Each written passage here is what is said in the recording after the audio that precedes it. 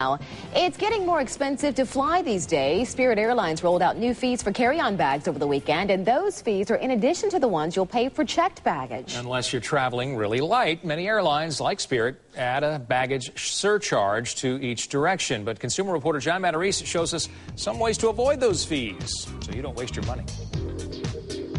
If you've flown anywhere this year, you probably know that baggage fees are now permanent at most major airlines. Unfortunately, those fees can add $50 or more to the price of your ticket. But a new report finds some ways to get around those pesky fees.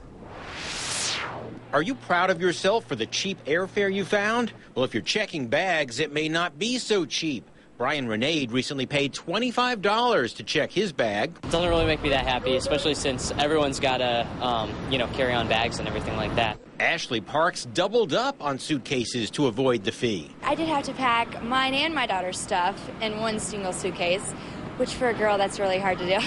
Most major airlines, including Delta, American, and Continental, now charge $25 for the first checked bag, and an oversized bag can be another $75 to $150. So what can you do? MSNBC has listed some ways to avoid the fees. One is to fly Southwest or JetBlue. No checked bag fees. Or sign up for a Delta American Express card. Your first checked bag is free.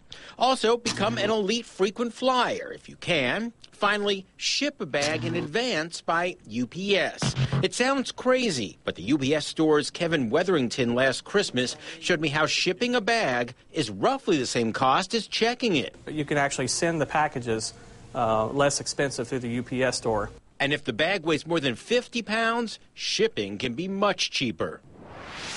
One last tip, and this is a good one. Get a good bathroom scale. If you weigh your bag as you load it, you can make sure you get close to that 50-pound limit, but not exceed it. That way you won't get a rude surprise if your bag tips the scales and you don't waste your money. I'm John Matarese.